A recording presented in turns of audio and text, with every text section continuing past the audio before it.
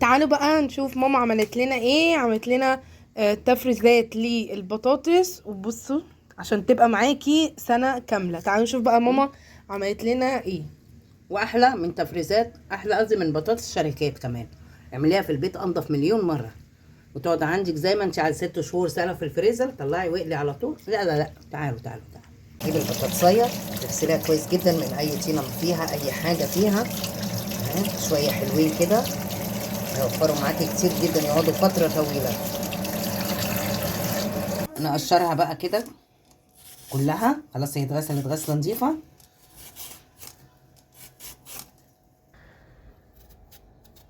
بصي هنا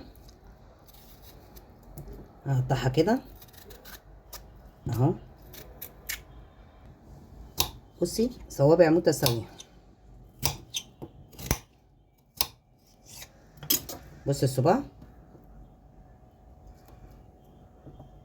صباع متساوي اهو. ده كبير شويه نصغره اهو.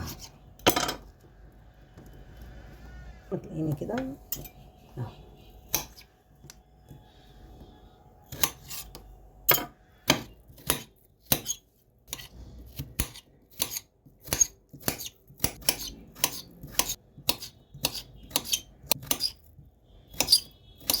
بصي شويه البطاطس شويه حلوين اهمت، وتقطعوا كلهم زي بعض. ماشي. تتغسل بقى غسله كمان. نغسلها هنا بقى شويه كمان كتار كده، شويه حلوين. خلاص. وعبال هنا وانا ما اغسلها، تعالي هنا بصي شوفي الميه اللي انا عاملاها اهي. كوبايه خل. يا ريت تبقى حله كبيره عشان تاخد مقدار البطاطس كلها اللي انت عاملاها، على ايا كان اللي انت عاملاه. وادي شويه الملح، يبقى ملح كوبايه خل بس. هنحط البطاطس كلها على حسب المقدار اللي انت عاملاه بقى، ايا كان عامله قد ايه. 3 دقايق هتسيبيها في النار، عباره عن 3 دقايق بس مش اكتر. بصي هما 3 دقايق بالظبط. اروح رافعهم كده من على النار، وافردهم على اي صينيه كده او اي حاجه يتهووا خالص.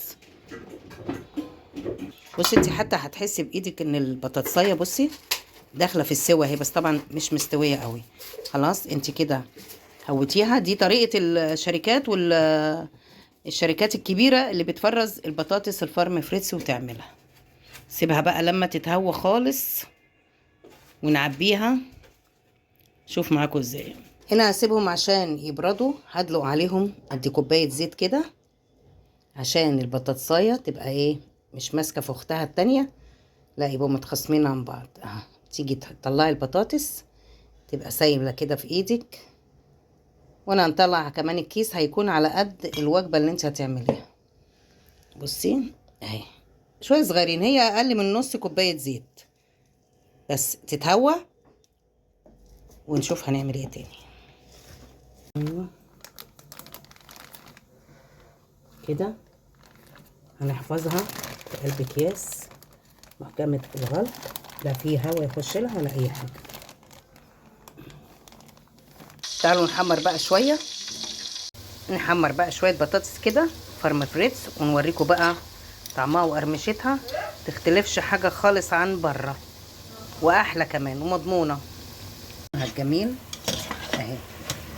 بصوا نكتفي كده ونطلعها اهو. شايفين القرمشة؟ سامعين؟ دي البطاطس اللي تعملوها وتفرزيها عندك سنة كاملة في قلب الفريزر. من اللي هم الدقة الفلسطينية اللي انا عملتها معاكم برضو اهو. شوية دقة عليها. شايفين الجمال؟ بصوا البطاطسية حلوة ازاي. بصوا مقرمشة كمان. اعمليها في البيت